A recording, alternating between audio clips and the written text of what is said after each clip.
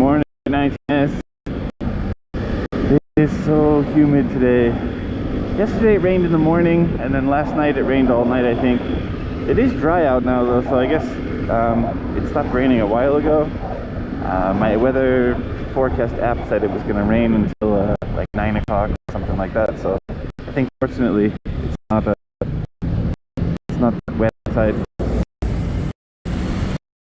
Today, crazy day. Today there was a wild news story. It's a really kind of a rare thing.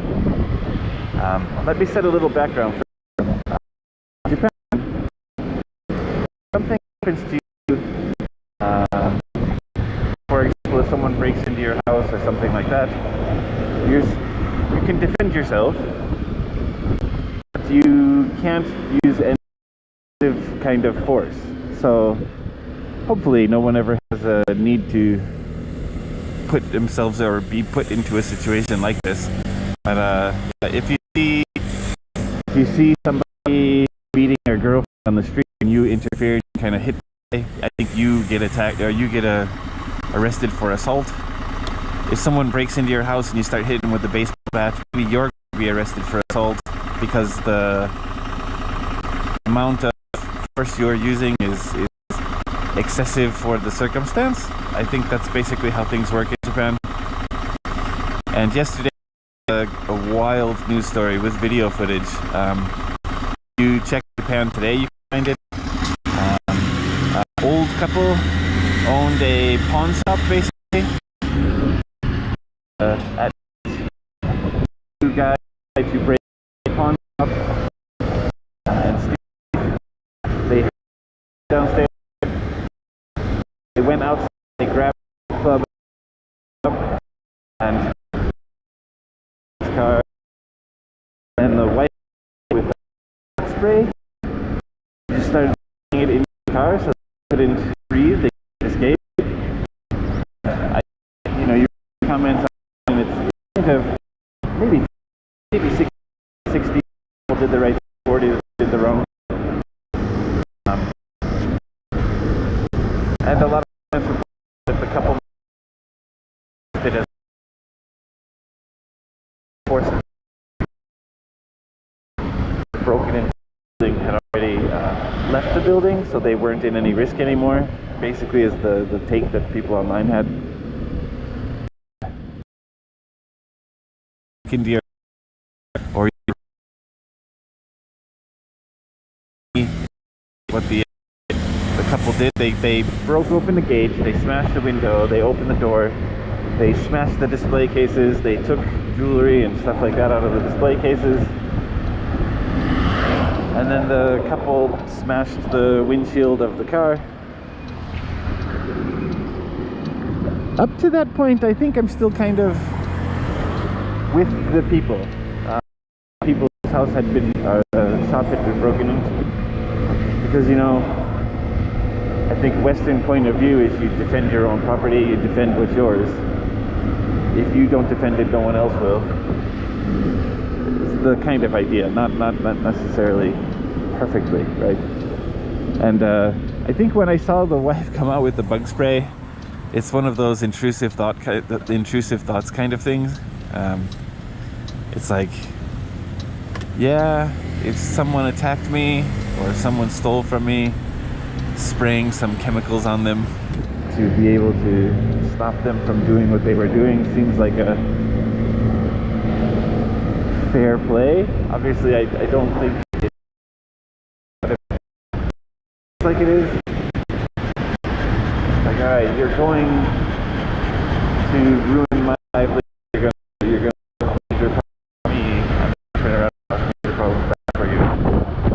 But I don't know the exact chemicals and the makeup of different insect sprays, so I think the potential to kill the guy is maybe high, maybe strong, depending on what type of spray they were using. So I think that was a little excessive force.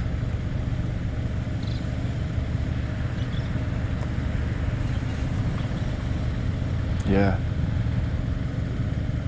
And I think that's an interesting thing to know if you live in Japan or if you come to Japan.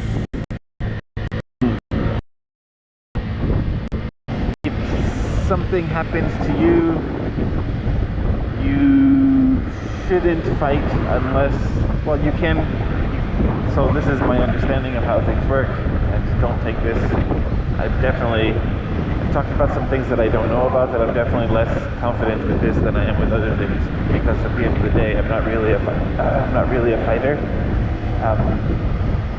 But yeah, when I started working in Japan, so 20 some years ago, the company that I worked for told us, don't fight, and if the police get called on you for any circumstance, basically you're the one who's going to be in trouble, regardless of what happened. If you were sitting on a park bench, somebody picked up in his face, and the police come, you might end up getting in trouble.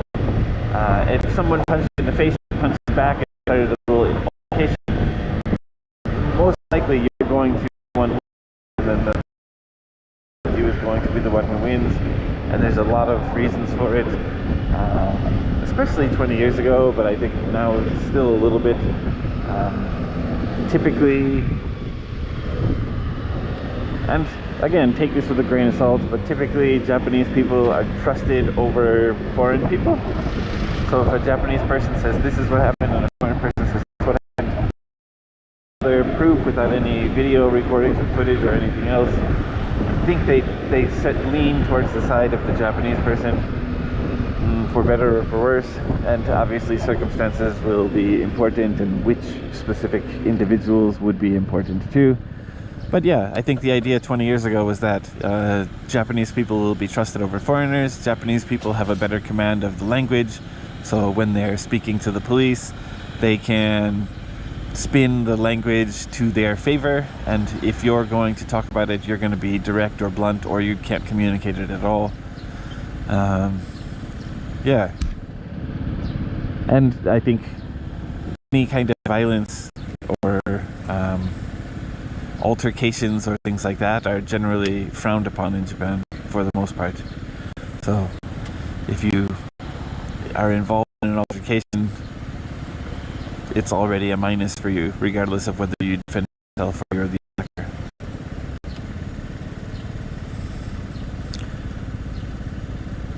Where the line is and how much is excessive and things like that are all circumstantial. I think it depends on the individual circumstance and specific case.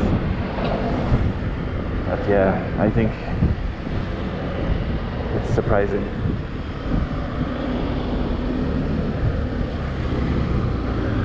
I wouldn't go so far as to say criminals have more rights, but I think the idea of you defending yourself could lead to you being in trouble for it is a little strange for Americans. I think if you were not the one who started it, typically the American way of thinking is you have the right to kind of stand your ground, I guess is typically what it's called in a lot of states. There's no stand your ground, there's no castle doctrine, there's no specific laws to say you have the right to fight. Maybe better, you know, they say Japan is a place. And, most likely that Japan is such a safe place because people can't do really stupid things. Likelihood or fighting incident between Japanese people low unless you're involved in like gangs or something like that. So I think that's part of what makes Japan a safe country to live in. I think back home, not from personal experience, but it's from, you know, stories. Yeah, this guy he was messing with my car, so I turned around and decked him, and then we had a big altercation. Okay, that's, yeah, he probably wasn't doing what you thought he was doing. You didn't fight with him, and he definitely didn't need to fight with you. At some point, someone can walk away.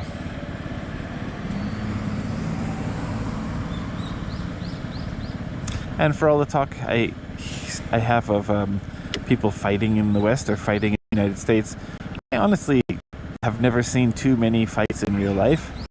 In all my time living in America, maybe I saw 3, 4, maybe 5 fights total in my whole life. It's not like something that happens all the time. But the idea idea that someone can defend themselves. I think in the mind of a lot of American people.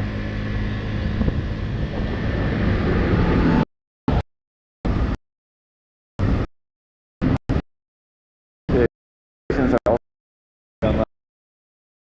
also yeah, I would kill that.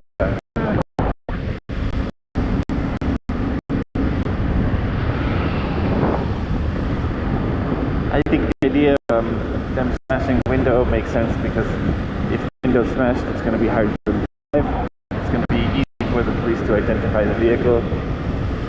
But at the end of the day, there was also surveillance footage.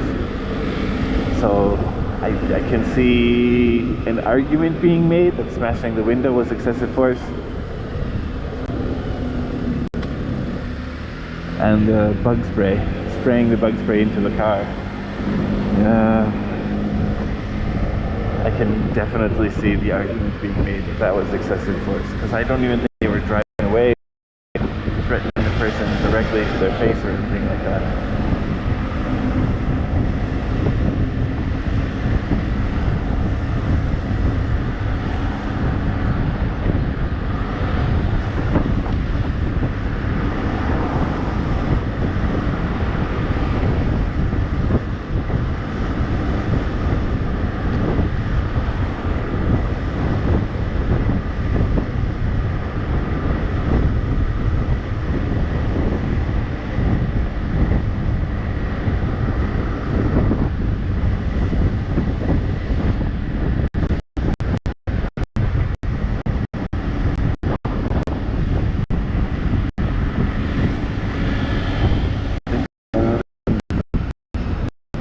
I don't have any more comments to make on that story.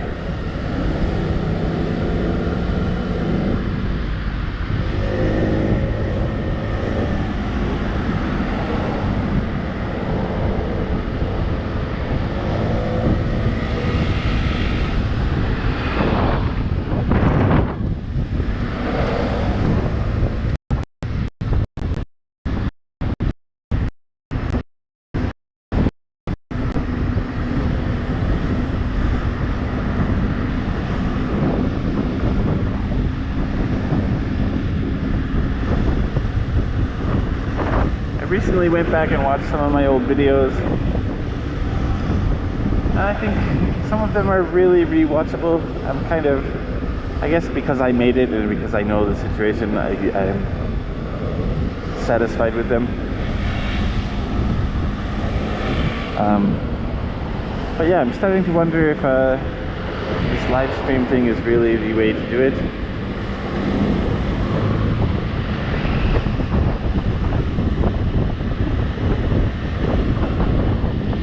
I think 4K videos are nice because you can see all the detail and you can see everything in full resolution and full color. I think these 480p streams are not really working the way that I hoped they would.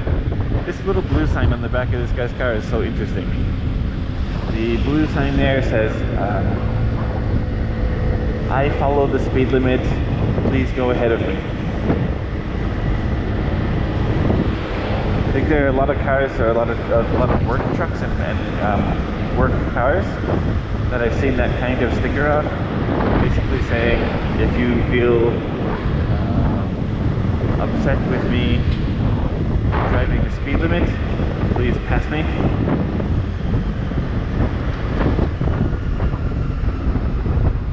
It's kind of interesting in my opinion, because I think that's not something that most people would advertise. That one makes sense. Drive recorder.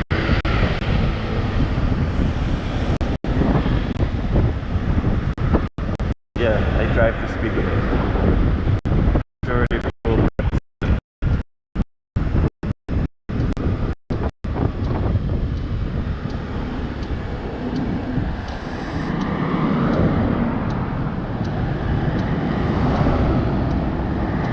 Expedition?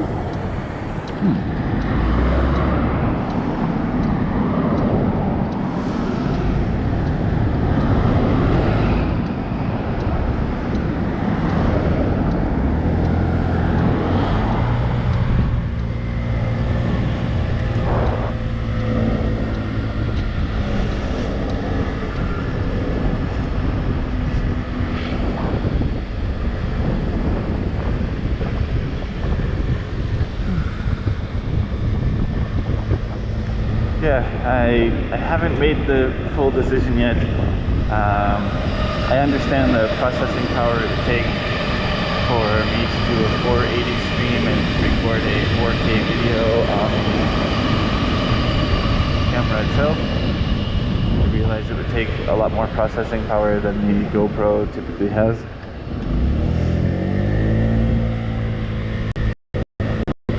But there's a 1080p video on the SD card at the end of the ride.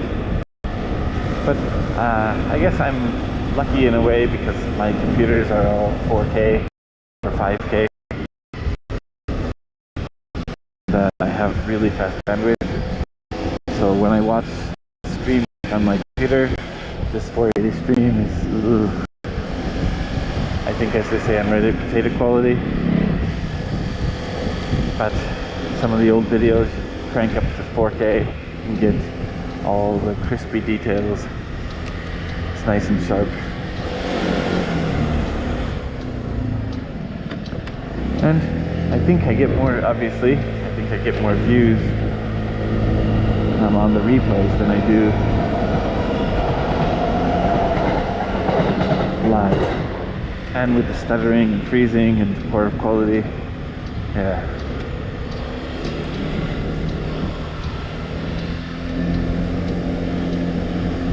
I think it makes more sense.